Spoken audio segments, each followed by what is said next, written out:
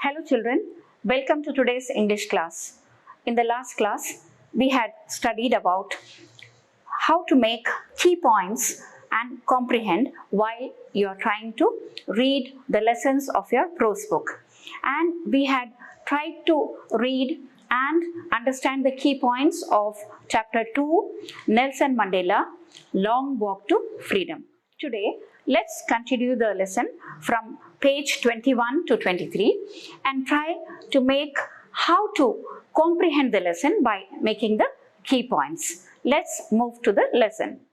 Children, I have tried to divide the remaining parts of your textbook which were to be studied and comprehended into key points like this.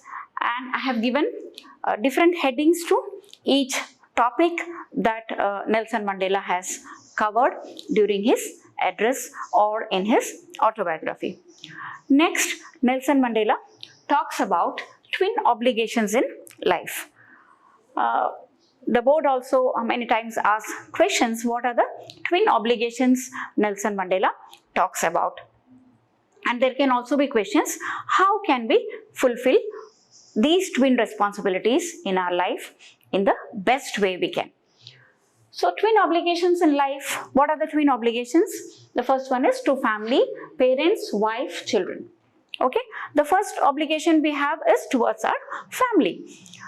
Like you children, like you obey your parents, listen to them, you try to make them happy, and then once you grow up, you take care of them. So when you grow up and when you get married, then you have other obligations towards your wife, your children, like your parents have obligations towards you, taking care of you. So the first obligation for a man in life is towards his family. So I have put it in points like this. And the second responsibility is towards people, that is towards the community or towards one's country or nation. Like on the one hand, we have responsibility towards or obligation towards our family, and the second obligation is towards our nation, our society. Community means the community to which we belong to, the society to which we belong to. So we also have a certain obligation towards that community and also towards the nation. Of course, nation comes first for us. So that is also an important obligation for us. So he says, in a lifetime, a man fulfills both these responsibilities. But then he talks of South Africa. What does he say? Each man fulfills these obligations according to his own inclinations and abilities. We cannot say that everybody fulfills both these responsibilities in the same way. Everybody has got their own way of doing things.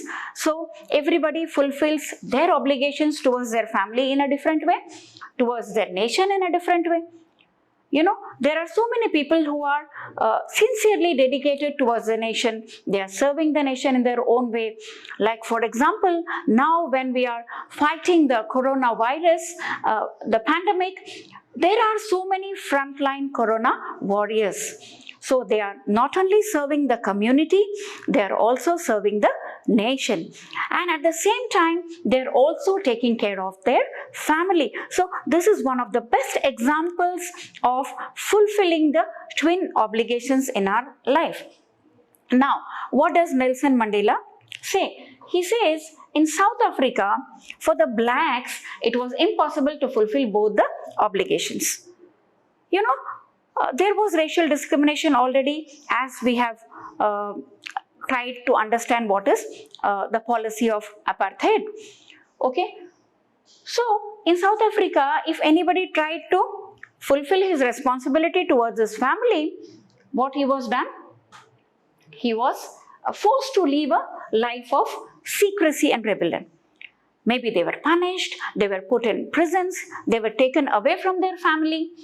Okay, and if a person tried to fulfill his responsibility towards the community, or if he tried to be a good person, then he was punished and isolated.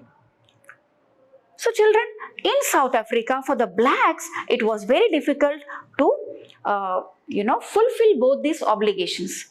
Since they were discriminated, they were not allowed to be with their family. If they tried to take care of their family, they were taken away from the family, they were punished, and they were kept isolated. And even if they tried to be a good human being or do something for the society, they were again punished or isolated. So these are the twin obligations Nelson Mandela talks of, and I have tried to put it in these points, and that too in very simple words. The NCERT textbook also has been designed in such a way that the language is very simple. So while reading the text, maybe you can use many words which are there in the text, or you can look into the dictionary for the word meanings. Some of the word meanings are given in the text itself.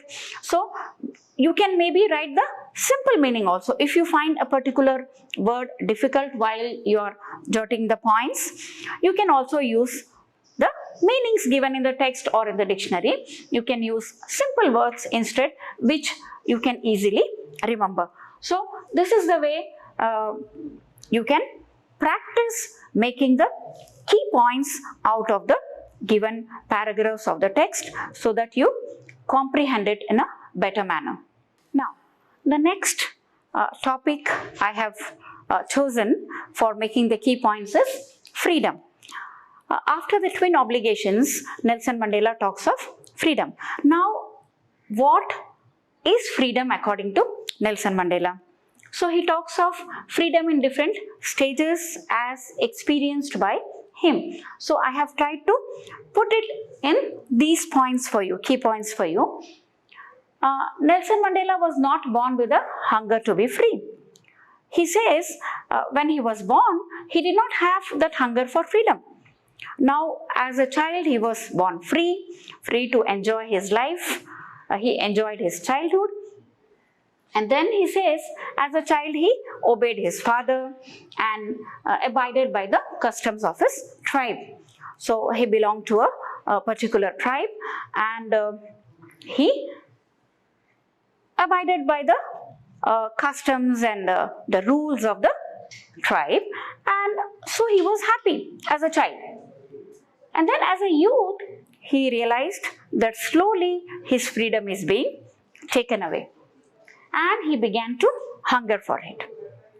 Now, the three stages of freedom which Nelson Mandela talks about in the text is freedom as a child. He says when he was a child, as you all also do, he was free to do anything, like he used to go for swimming, he used to play with his friends in the fields, and he used to ride on the backs of bulls, So life was fun when he was a child. He had freedom to do all these things, right? Now, slowly when he grew up and he became a student, so now the meaning of freedom changed for him. As a student, what he wanted to do? He wanted to stay out at night, as many of you also might would want your parents to allow you to do. You often tell your parents, now we are grown up, we can take our own decisions, we are free to go anywhere, free to be with our friends, right? So he wanted the freedom to read what he pleased and to go where he chose, and also to achieve his potential. Potential means the talents which he had, the abilities which he had. So he wanted to achieve those, goals in life, and to earn. Once you grow up and you feel that you are able to earn now, so you want that freedom that you are allowed to work and earn money. So that's what Nelson Mandela even felt, to marry, etc. Right? Taking the freedom of taking decisions in life. So as he grew up as a student, the meaning of freedom changed for him. And slowly he also felt, as I told you in the beginning, that even before Nelson Mandela was born, the racial discrimination had started in South Africa. So when he grew from a child to a youth, as a student, he felt that there was some restriction in his freedom. He was not allowed to do as he pleased.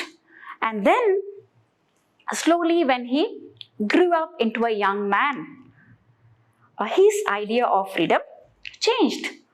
Now he wanted to serve his people, and also he thought that it was not enough for him to be free. If he finds his people in chains, it means everybody is in chains. He finds himself also in chains. So he feels that it is not just enough for him to be free, but it is equally important for all the people of his country to be free and enjoy the same respect, dignity and equality. So his concept of freedom, he talks about in different stages. So children, I hope it becomes easy for you to understand once you start making points like this in simple language according to different concepts of the lesson. The next concept is the transformation in Nelson Mandela. Now, as he mentions the different stages of his life and the transformation which occurred in him, transformation means a change, how he became a changed person. Because of this apartheid, because of the racial discrimination, because of his experience, his sufferings, how his thoughts changed. Now let's see the desire for freedom of his people. Now slowly when he turned into a young man, as we saw in the concept of freedom of Nelson Mandela, his thoughts of freedom changed. Now he decided to serve his people, to strive for the freedom of the nation. So he desired freedom for his people, and his desire for the freedom of his people, a life of dignity and self-respect, transformed Nelson Mandela. Now what were the transformation? What were the changes that came as a result of the change of his thought? From a frightened young man, he was transformed into a bold one. That means why he was frightened? Because of the discrimination, racial discrimination which was going on in South Africa for a quite long time, and the people had to suffer. They were tortured, they were beaten, they were put into chains. So there was a kind of fear in the minds of people. So he was a frightened young man when he was a young man, and his ideas of freedom were slowly changing. Now suddenly he became a bold one, as Nelson Mandela also speaks of courage in the chapter. That courage is not absence of fear, but to overcome it. A brave man must learn to face fear and to overcome it. So that courage came into him. That was the transformation. From a law-abiding attorney to become a criminal. So he mentions that as a child, he abided by the law of his community. And then later when he grew up, the people had to abide by the laws of the white people, as they had control over the blacks, and so he had to abide by the rules. Suddenly what he had become? He had become a criminal. Now, criminal does not mean that he has done something wrong to his people or to his community. According to the whites, whoever spoke of freedom, whoever spoke of protesting against the whites or against the racial discrimination were criminals. So his thought changed, and now he decided to be a criminal to fight against the racial discrimination and to free his nation. From a family-loving man without a home. He says that in South Africa it was difficult for a man to fulfill both his obligations, that is towards his family and also towards his nation. So once his thought changed and he decided to serve the nation, he was away from his family. We know that he spent 30 years in prison. So they were, punished from time to time. They were taken from one place to another place, from one prison to another prison. So definitely he had to sacrifice his family life or his home. And then from a life-loving man to a monk. A monk is a person who is totally disconnected from his family. You might have seen the Buddhist monk, they spend most of the time in monasteries, and many sages away from their family, they meditate, they spend a lot of time in prayers and in serving God. So he had a family and he had spent time with his family. Now suddenly, when he decided to serve the nation, he felt that he had become a monk. A monk who had to think not about only his family, but also about the entire nation. So, I have put into points the transformation that occurred in Nelson Mandela. So, you will understand better if you look at the points carefully. It is in very simple words. So, this is the transformation in Nelson Mandela, and then from then his purpose changed and he had to sacrifice a lot to free his nation from the white domination. Now, the next statement of Nelson Mandela. He says, an oppressor must be liberated just as the oppressed. Okay? In the beginning also, he says, while talking about his past life of South Africa, and when he talks of the sufferings of people, he says a person does not begin to hate the moment he is born, right? This slowly enters into his mind. So he says a person must be taught to hate so that he learns to love. Because he says love comes naturally and more quickly than hatred. So he says an oppressor. Here an oppressor is one who treats a particular group of people in a cruel or unfair manner. One who does injustice to them. One who behaves very cruelly to them. So that person is the oppressor. So here the oppressors were the whites who were dominant there and who were, torturing or, make the people of South Africa suffer, and they cruelly ruled over them, right? So they were the oppressors. And the oppressed are the ones who are the victims, who are, to undergo the sufferings because of the oppressors. So here, while talking about the oppressed people, about the black South Africans, he also talks about the oppressors. Isn't this concept something, a great learning for us children? That we always try to punish the people who do something wrong. We say they are wrong. So he says, and we say, suppose when we are talking about the blacks, so we feel bad for them. We have sympathy for them that they suffered because of the color of their skin. But he says that just like we are the sufferers and we are facing injustice, the oppressors are also equally the losers. Now, how does he prove his statement? He says a person who takes away somebody else's freedom is not truly free. So the oppressors who are doing wrong to the oppressed are also not happy. They are also not truly free.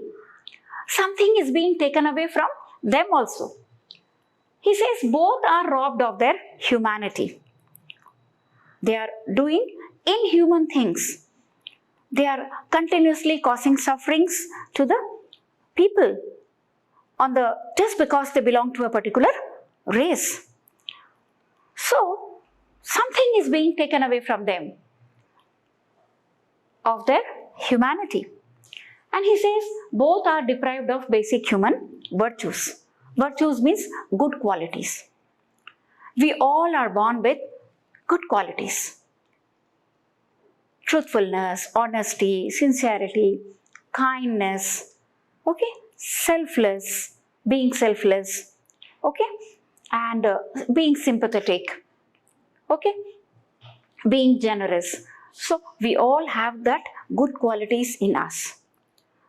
It is upon us how we display those qualities from time to time, how we develop those qualities. Okay, so that is why it is said that our energies need to be directed in a positive manner. Okay, if our energies are utilized, our talents are utilized for some positive things, for constructive purpose, then humanity will benefit from it. And if our qualities, our talents are being directed in a negative manner, then it will cause destruction not only to the humanity but also to us also, to the person who is doing this. So he talks of the oppressor also. He says they are also equally being deprived of basic human virtues, right? They are losing their virtues which they have in them. God has given good qualities to all of us. So they are losing it. So he says the oppressor must be liberated just as the oppressed. So just as the black got their freedom and they became free, they got back their dignity, their respect. In the same way, he says, the oppressors must also be liberated. That means they should also be free of hatred, okay, and all the virtues which they are losing. So they must also be freed of all these negative forces. So, dear children, I hope the statement of Nelson Mandela is clear to us now. So, let's quickly try to look at the whole chapter now. Because in the last class, we tried to look at some of the concepts of the text of the lesson, which was an autobiography of Nelson Mandela. And today we try to look at the remaining concepts. So, now let's try to look at the lesson as a whole now. So, this lesson is a great inspiration for all of us, right? We have a lot to learn. So, in the beginning, we spoke about the inauguration, that is the swearing in ceremony of Nelson Mandela, and we looked at the key points. You know, how many people attended, people from more than 140 countries attended, people of different races attended, different colors attended, and people belonging to different communities attended this function. It was a historic occasion for the people of South Africa. And then we also looked at the arrangements being made, and then we looked at the address of Nelson Mandela. Immediately after the swearing in, he addressed the people of South Africa, where he reminded them of their liberty that they had got after such a long struggle. He also thanked all the dignitaries for being there, and he also told the people that it was a matter of great pride for the people of South Africa to host such a grand function for the different nations of the world. Because even before that, they were outlaws. Many countries had no relations with South Africa because of the political system of apartheid. And then he also talks of the dignity, the respect of people and the freedom of people. And he also calls upon his people to preserve this freedom at any cost. So this address was also a historic one. And then we saw that Nelson Mandela talks of the past.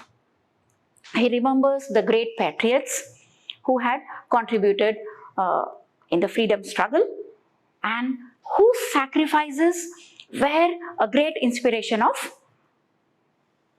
all the peoples of South Africa, even to Nelson Mandela. He is so humble that he acknowledges the sacrifices of all those great patriots and says, I'm just carrying forward the work done by those patriots, their sacrifices.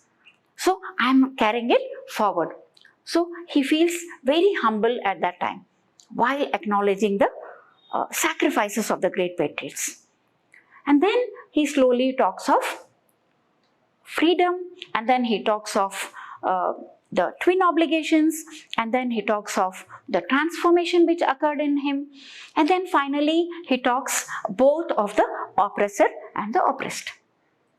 So in the chapter, he talks of respect, dignity, freedom, okay, and all those attitudes which we must have, especially courage. He explains what courage is, right? So now I hope this chapter is very clear to you, and most important is since it is the autobiography of Nelson Mandela, and he has given us lot of concepts here to learn, and also lot of attributes to be developed in us for us to be able to serve our family, our community, our nation, and the society. So, because every man has got to fulfill these obligations in life. So, here it's not that he is only talking about himself or of his nation. So, in this particular chapter, only a small portion of this particular struggle against apartheid has been given. So, you must not limit yourself only to the textbook. So, you need to refer to other books. There are a lot of books about Nelson Mandela. You need to read them as you have a lot of time now. You can read a lot of articles on Nelson Mandela.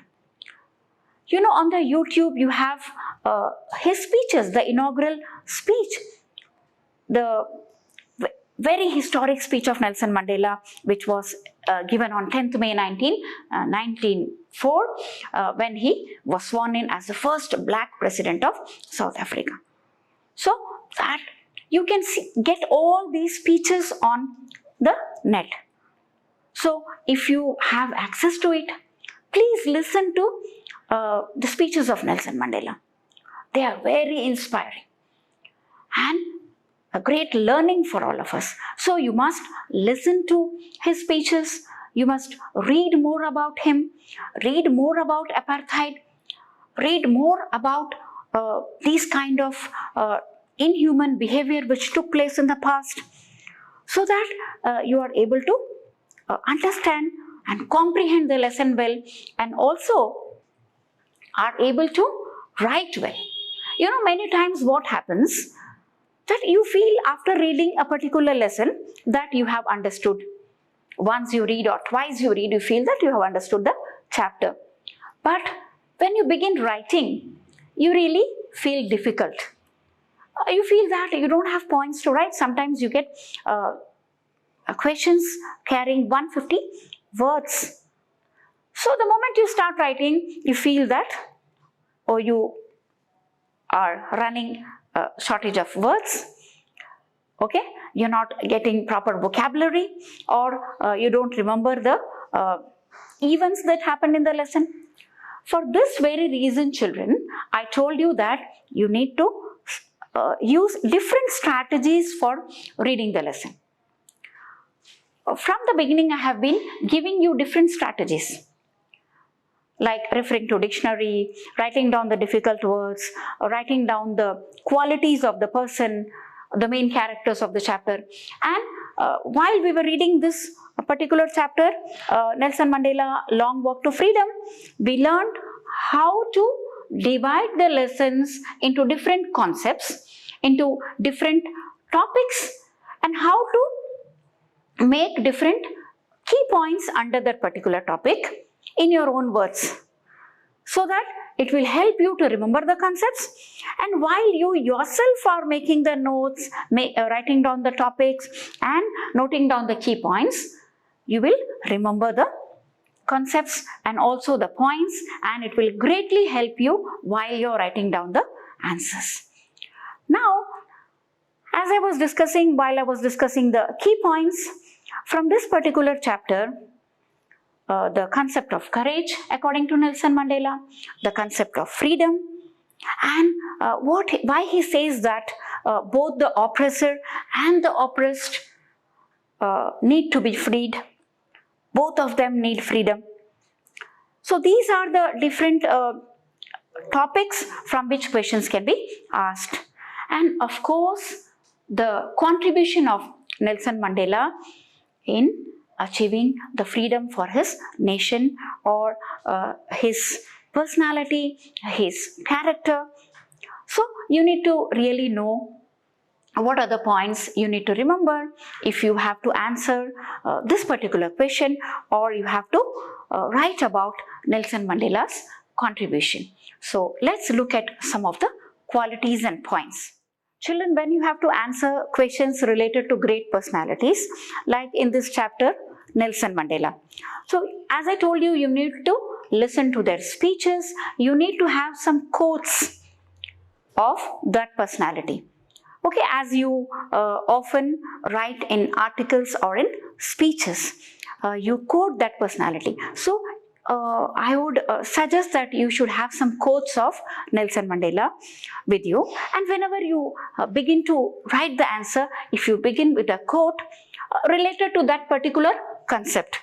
If he is talking of freedom, then some of his quotes, one of his quotes related to freedom. Or if you have to write about his courage, so his quote. Or his love for the nation, love for his people, so the quote related to that concept. So I have written two quotes of Nelson Mandela here that I have taken from his speech. I greet you all in the name of peace, democracy and freedom for all. That means he was dedicated to his people. He served his people with an objective to ensure peace, democracy and freedom for all. So you can note down this, or you can click a picture of this particular quote, or you can get his quotes in many other books also. Now one more, I stand here before you not as a prophet, but as a humble servant of you, the people. So here, when he addresses his people, you know, people have a tendency to call their leader who has given them everything as God. They address them as God. So he says, I am not here before you as a prophet, as a manifestation, but I am a humble servant of you. So these two quotes talk about some of the qualities of Nelson Mandela. For example, he was dedicated, he was humble, he had sacrificed, okay, and he acknowledges the contribution of the patriots, the sacrifices of the patriots, and that is why he considers himself very humble, and he sacrificed his life, right? 30 years he was in the prison, and he was dedicated to the people of his nation. He was very humble, and also he was a great leader, right? And a source of inspiration to the world.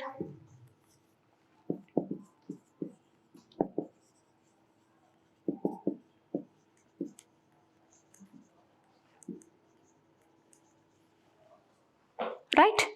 So, and also he possessed courage, he was firm, determined, okay,